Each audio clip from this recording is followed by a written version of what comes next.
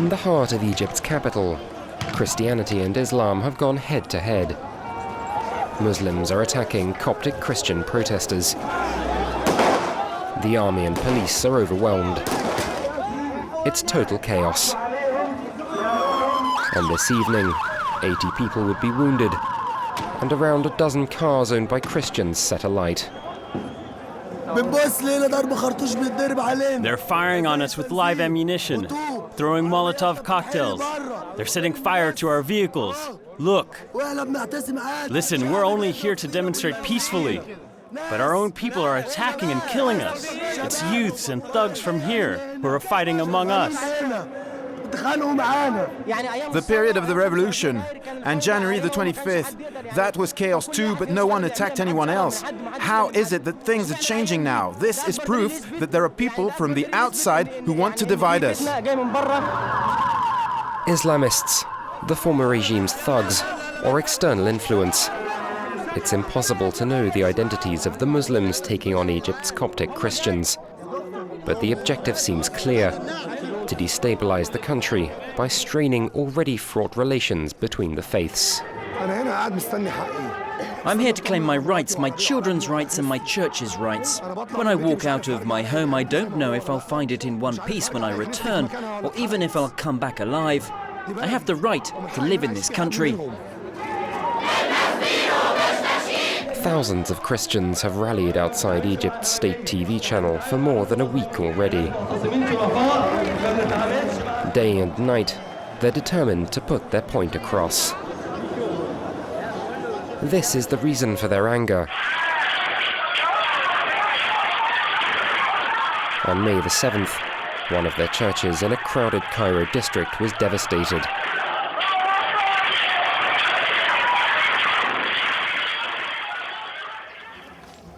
On the same day, hundreds of Copts and Muslims clashed just meters away, and all because of a rumor.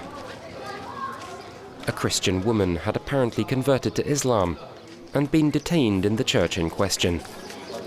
The violence left 15 dead and 200 injured.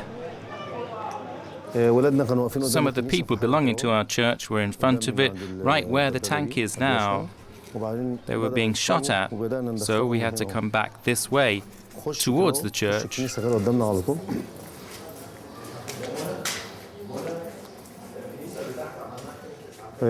This is where we gave them first aid. The church was full of wounded.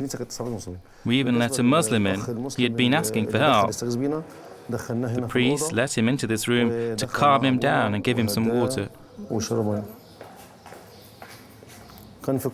Inside the church, there were wounded everywhere, here, there, and over there. The ones who succumbed to their injuries, we put them over there, in front of the altar. They were covered with blood. In Mubarak's time, in spite of everything else, there was a little more security. You never heard about all the thugs and the ones we call Salafists. Mubarak ran the country with an iron fist. He used to say that the day he left Egypt, the country would fall apart. And that's what we're seeing now. Day and night, the district's been on lockdown ever since the violence. Hundreds of police and soldiers are on hand to protect homes and churches. A curfew, daily searches. The army's making sure there's no chance it'll lose control of the country. The streets are still scarred by the damage done in the area, and neither Muslims nor Christians were spared. This is one of the Christians' cafes. During the attacks, people came inside and destroyed it. The owners were arrested because they had weapons inside. They used them during the attacks to defend themselves. A few steps away, a Muslim-owned lighting shop was torn apart. They attacked the shop and forced open the door. They torched the inside. These are the people who were protecting the church. They knew this was a Muslim store. Why would I go anywhere else? My whole life is here. The people know me. I've built up a loyal customer base. I was here for 20 years before they built that church.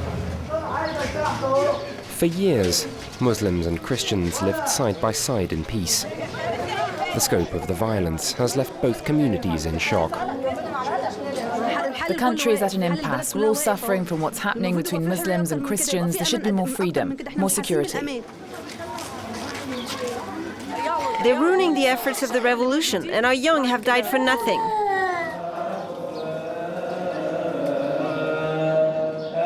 This is the first Sunday Mass since the events of May the 7th. The church has only just been put back together, and Cairo's Copts have started coming back to worship.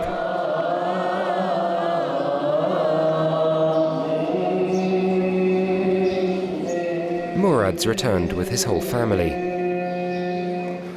He was there the day of the clashes. No one who committed the crime of burning the churches was ever arrested. The police and the army should do their job. The army is helping us, but we need the law to be applied.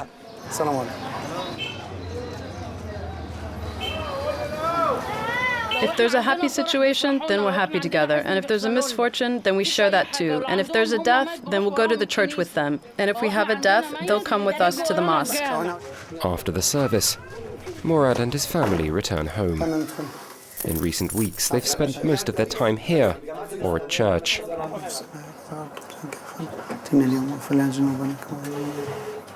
As with every meal, the door is always open.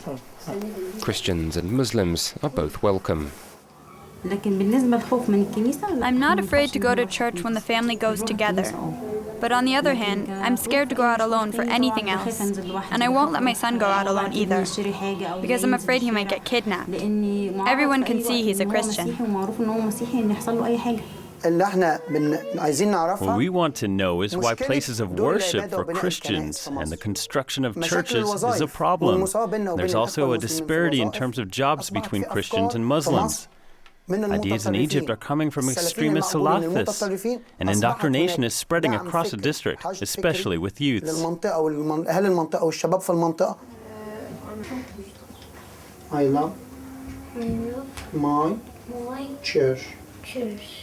If the army and the police don't protect us, we the Copts will arm ourselves. After the revolution, I thought things were going to change for the Copts, and that the country would be stable again. That people would be more tolerant, without discrimination between Muslims and Copts. With a strong state, a president, a homeland without corruption, but nothing's changed. With lunch over, Murad returns to the Coptic Christians' demonstration. He goes alone now, fearing to bring his family. Everyone is searched. They'll be here all night.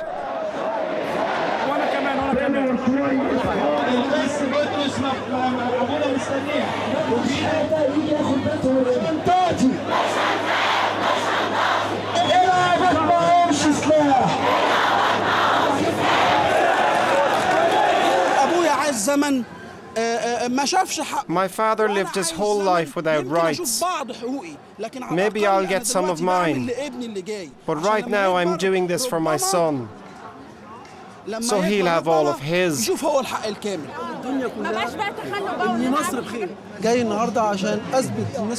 I've come here because the Christians should have their rights, like me. I'm Egyptian, just like they are.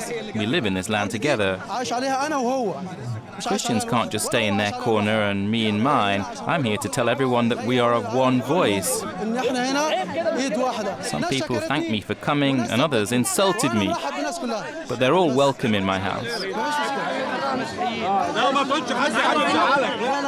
Most Copts see Salafists behind their problems. Under Mubarak, the movement was forbidden. Now, people like Mustafa are coming out of the woodwork.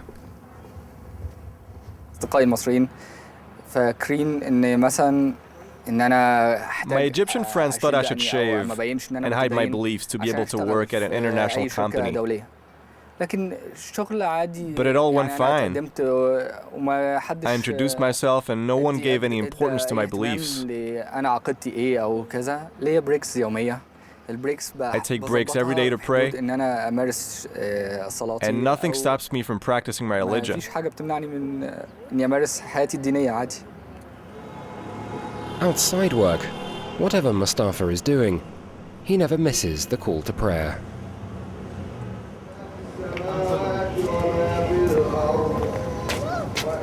The sooner you get to the prayer, the better. God loves when you're on time for his prayers. Let's put it at that. So that's why I was rushing to get inside, so not to miss a lot of the prayer. Salafist doctrine forbids listening to music, holding a girl's hand or going out too much. Tonight, however, Mustafa's making an exception.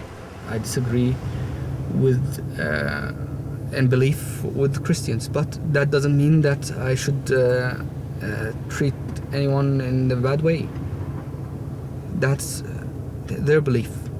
I'd like them to be with my belief, but I like for them to have the best, and for me to have the best. Mustafa's gone to meet a Christian colleague in a club for engineers. The best thing would be to create a dialogue between religious leaders and politicians, so they could reach an agreement, make proposals, and organize a referendum. We need more and more reconciliation, to look for longer at what is possible between our two communities, to find common ground, because both religions have a lot of similarities.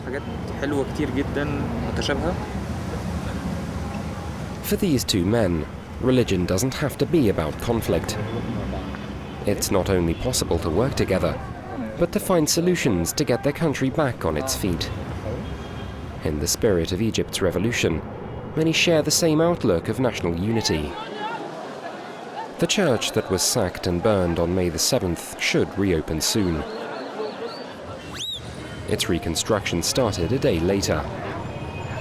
And out of 250 workers putting it back together, 242 are Muslim.